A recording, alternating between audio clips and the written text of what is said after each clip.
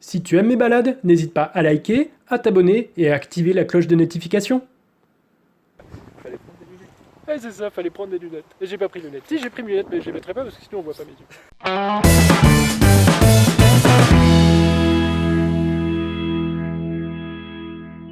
Salut à tous, c'est David on the Moon. Aujourd'hui, j'ai une jolie petite voiture à vous présenter. Encore une, bah oui, je sais, je me répète.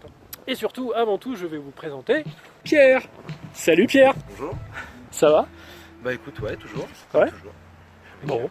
Qu'est-ce que tu nous présentes de beau aujourd'hui, Pierre? Ah, je suis sûr que tu nous présentes la magnifique Peugeot qui se trouve juste là derrière. C'est ça? Ah, j'ai pas trouvé pire, il n'y a pas de multiple.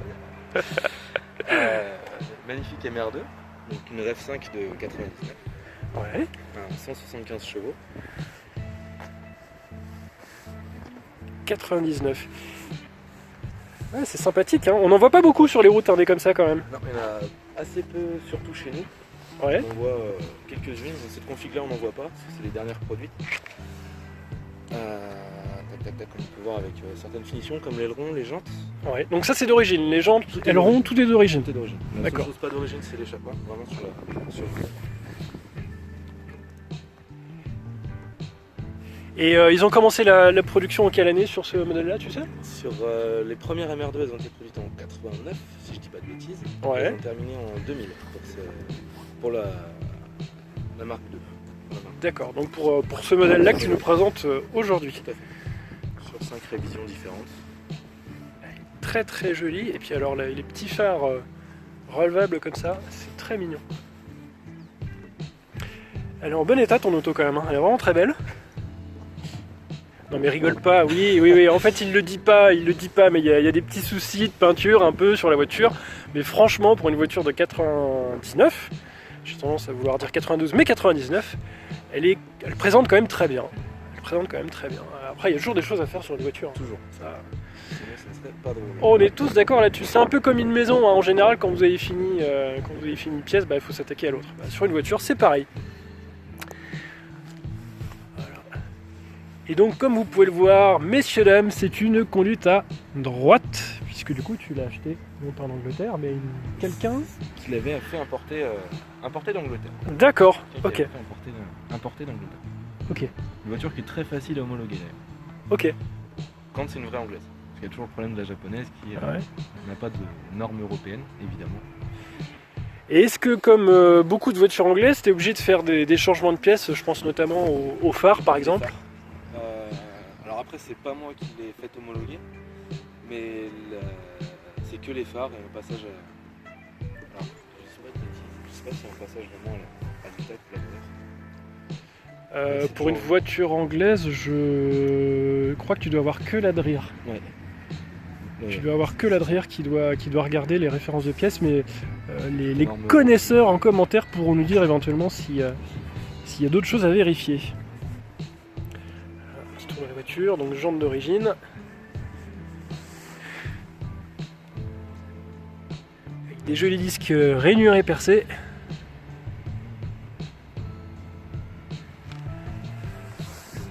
Très sympa.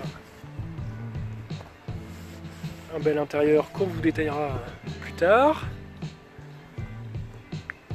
Voilà. Le moteur en position arrière. Donc avec une bonne répartition des masses sur la voiture, c'est ce que tu disais tout à l'heure, Pierre? Tout à fait, ouais. Vraiment bonne répartition, assez précis dans la conduite. Même si les MR elles sont quand même connues pour être dangereuses. Ah ouais? Surtout les turbos, qui ont tendance à chasser pour rien. Tout simplement D'accord. pour Peut-être au rien. déclenchement du turbo qui donne un petit coup. Sur internet, on peut voir des vidéos où les mecs ils se retournent tout seuls, alors qu'ils n'ont rien demandé, sur autoroute ou sur autoroute en ligne. Ça n'arrive pas qu'avec ces voitures-là. Ok, très sympa. Celle-ci, j'ai jamais eu de problème. En soi, Là, tu as une route. j'ai eu tout à l'heure. Donc là, tu es monté en 225, 50, 15 Et 205 euros. et 205 à l'avant. Bah oui, effectivement, puisque du coup, c'est une propulsion. Toujours utile d'avoir des gommes un peu plus larges à l'arrière. N'est-ce pas? Bon. Et si tu nous montrais le bouilleur?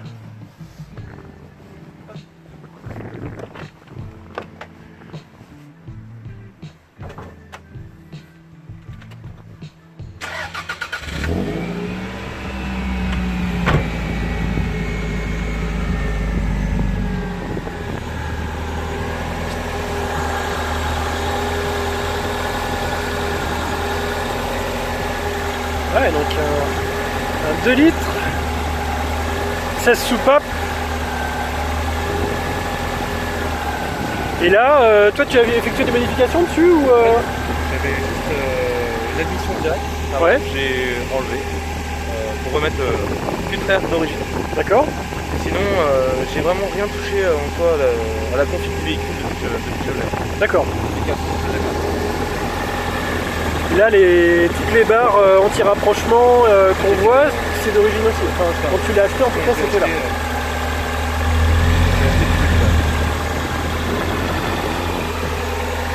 Dans les petits bouchons de chez TRD,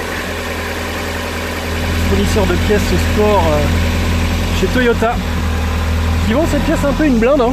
C'est ce qu'on disait tout à l'heure quand même. Tout à fait, ouais, tout à fait. Tout ce qui est estampillé TRD, vraiment, c'est incroyable. Même un peu un non-sens quand même. Mais là, avec un bouchon TRD, t'as au moins gagné 5-6 chevaux, facile. Et avec le deuxième, j'en ai gagné encore le 2. Ah, c'est un truc de fou. Vache. Ah ouais. C'est énorme. Bon. Bah vas-y, coupe là si tu veux, on va faire un petit tour du coffre et de l'intérieur.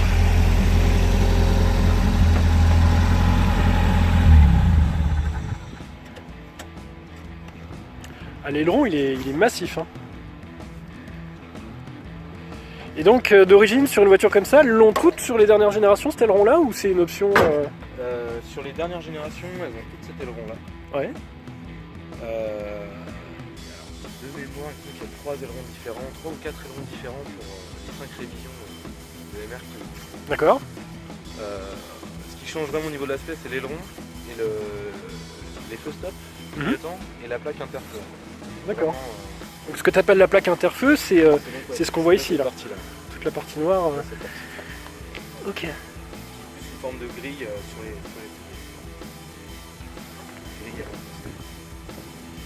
Ok. Et sur l'aileron là, je suppose que du coup les possesseurs des premières versions sont à la recherche de ce genre d'objet. Tout à fait, tout à fait.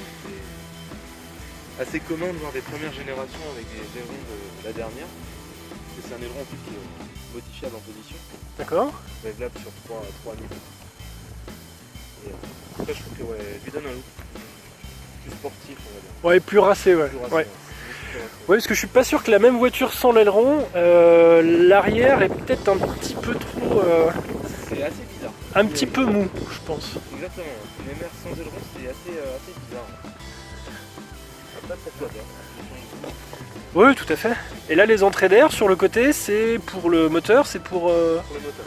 C'est pour le moteur. Ok. Je sais pas si on voit très très bien la caméra. Hop. Clac. Ouais. Très sympa. Et donc à l'intérieur, je me permets, hein. Vas-y. Ça va être un beau bordel dans 10 minutes.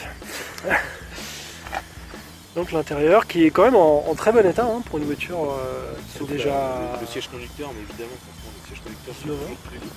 Ouais, ah oui. Ouais, effectivement, il y a un Joie pour petit accro, mais. Je vais tout chercher en Angleterre. Moi, ce qui me fait incroyablement halluciner, c'est la taille du levier de vitesse. Je crois que même une balle de tennis est plus haute que ce levier de vitesse.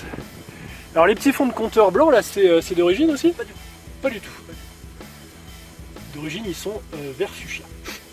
Alors il y a un choix de 2 tons, mais encore une fois ça a été monté je l'ai acheté comme ça, avec un fond de compteur vert et un fond de compteur bleu. Ouais. Peut-être que vu qu'il fait jour, on ne verra pas les couleurs. D'accord. Mais ouais, c'est vraiment ce qui doit être pour vraiment réglé. Ouais, et puis petite voiture de course aussi. Oui. Ça va avec l'esprit en fait du petit coupé sportif. Là c'est pareil, les aiguilles elles sont. Enfin tu peux pas ne pas les voir, c'est pas possible. Tout à fait. Là, Si tu te fais arrêter à 250 sur route de campagne, tu peux pas dire que tu ne l'avais pas eu. on peut toujours dire ah mais j'ai pas vu, j'étais en maille. Ah, Mais ça marche on pas. voit l'expérience là, hein? Ça a pas marché. Non, ça n'a pas marché. Pas du tout. D'accord. Ah ouais, c'est vrai que c'est son véhicule qui devient un petit peu puissant ou quoi, tout de suite c'est Hop, le tout au vent. Ouais, bah, de toute façon, c'est le à pousser un problème. petit Hein. peu. c'est le problème. C'est bien, mais on n'est pas tenté. Ah oh oh oh, j'ai un gimbal mais ça fait n'importe quoi. Voilà. Ah c'est bon. Vous avez vu ma tronche du gars qui perd le contrôle de la vidéo pendant 2 secondes.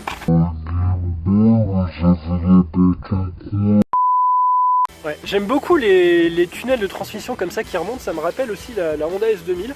Ouais. Où il y a, t'as vraiment le coup de poser sur le tunnel et t'es bien. T'es bien pour conduire. Je suis jamais monté dans le Et je pense que tu serais pas perdu. Ouais. Ah ouais, tu serais pas du tout perdu, c'est la même. Alors, à part si le volant est à gauche, là, tu vas pas tenter de chercher un peu, mais sinon, sur le principe, au niveau de la position, je pense qu'on n'est pas trop loin de ta voiture. Bon, je vois que tu as mis des bons pneus, Proxys, terrain air. La bonne gomme, amplement suffisant. Oui, largement. C'est pareil, c'est vraiment une utilisation purement voiture de détente week-end. Ouais. J'ai jamais fait de piste avec. Tu envisages de faire un peu de piste avec, non? Ouais. Ouais.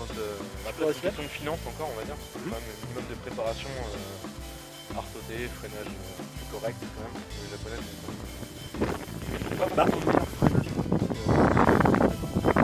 Ouais. Endurant, mais pas endurant sur route, mais pas sur circuit. C'est ce que j'ai entendu.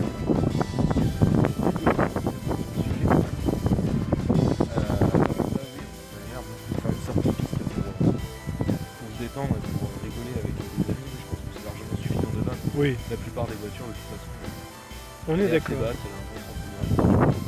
Ça freine et que ça accélère. Oui, oui, puis... Pardon? Aussi que ça tourne un petit peu pas. Oui. Alors là, tu connais le poids de ta voiture? Une tonne 3. Une tonne 3, donc une tonne 3, 175 chevaux, c'est pas mal déjà. Je pense qu'il y a moyen de bien t'amuser sur circuit avec, effectivement, peut-être revoir un peu les freins. L'arceau, c'est pas obligatoire, je pense qu'on peut faire un exercice déjà pour commencer en toute sécurité. Effectivement, le freinage, bon, les pneus, les TR peuvent faire l'affaire dans des sessions un petit peu courtes, de quelques tours. Mais je pense que pour te mettre le pied à l'étrier,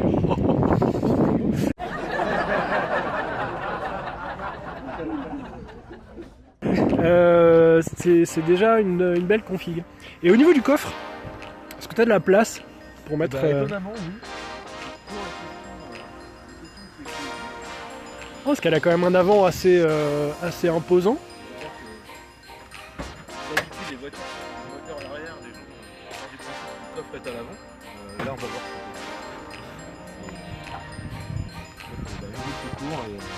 Ah oui, effectivement. Là, c'est moi. C'est simplement moi. Oui, oui, tu peux enlever ta roue de secours aussi au cas où, mais bon... Faut vivre dans le risque. c'est ça. Je ne vais pas dire le contraire. Mais alors donc, tu as un coffre.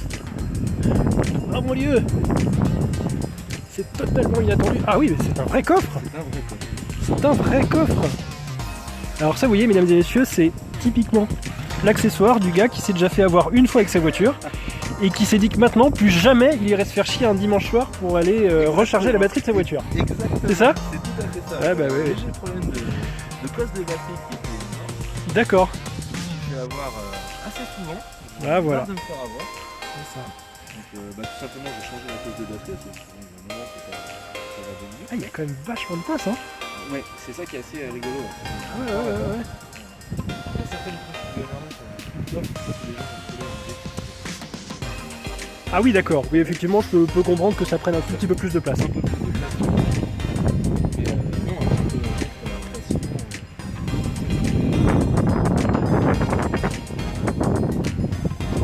Allez faire un petit tour avec. Bah justement, tiens, en parlant de faire un petit tour avec, tu m'emmènerais pas faire un petit tour, s'il te plaît? Allez. Vas-y. Je vais me mettre derrière pour humer les gaz d'échappement. Ah, c'est un beau petit bruit guttural, hein, quand même, hein, on aime bien.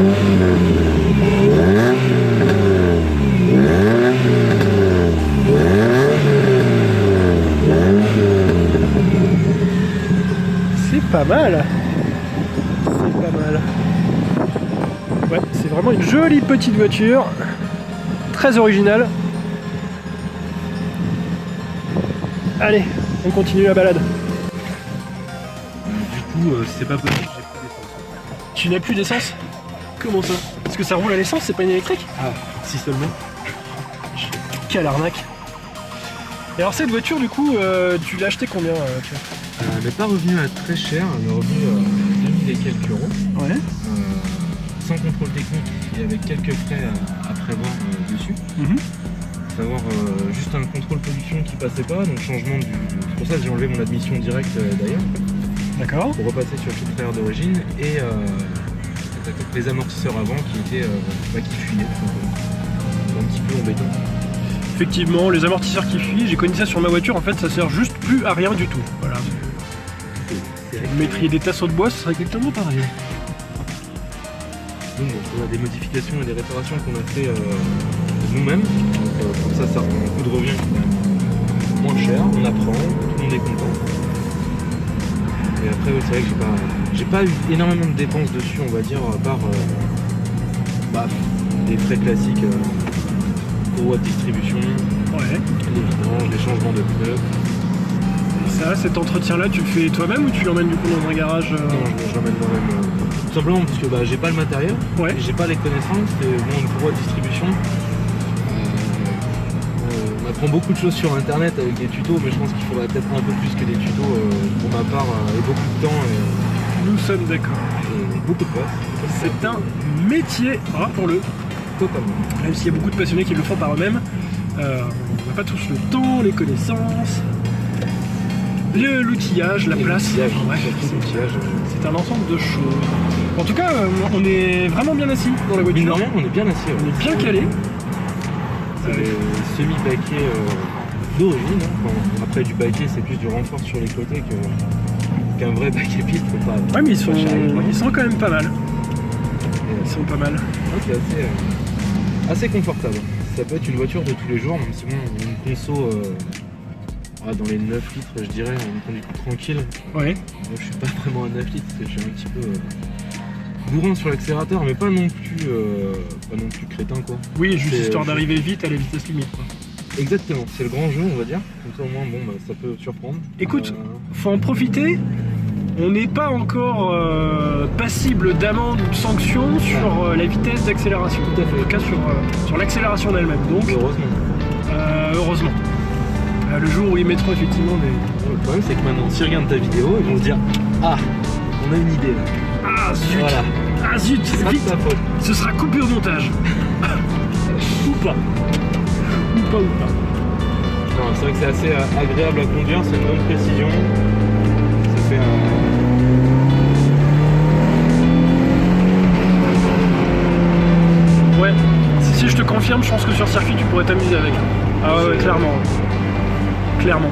Et du coup, c'est un moteur, je suppose, qui aime bien être dans les tours. Tout à fait, ouais. Tout à fait, ouais. Qui rechute pas la tâche. Moi, j'avais poussé en zone rouge pour la tester, enfin le malin. C'est jeune avec nous, quoi. Oui, ça marche aussi avec les vieux. Ah oui, de toute façon. Ça marche avec tout le monde. Ça marche avec tout le monde. Le plaisir n'a pas d'âge. Et j'étais vraiment étonné de la bête, parce que bon, c'est ma première sportive aussi. Donc bon, encore une fois, comme je disais tout à l'heure, j'ai un daily, une Nissan Micra K11 de 98, 75 chevaux, donc rien de fou quoi. Ça fait ce qu'on lui demande, Ça fait son job. Ça fait son job. Ça fait son job. Mais ça accélère pas autant que celle-là. 100 chevaux d'écart entre les deux, donc évidemment. Ouais, c'est pas la même utilisation, c'est pas la même conception. Il n'y a rien du tout de pareil. Donc du coup, dois-je en comprendre que tu es plutôt japonaise? Alors oui et non, j'ai pas vraiment de marque de préférence. Ouais. C'est aussi une question de budget. Oui. Enfin, D'opportunité. c'était une question de budget et d'opportunité, même si maintenant, si on veut s'acheter une Supra pour le même prix, on peut avoir une bête Porsche 911 1997, donc c'est un peu, C'est ça. un petit peu triste.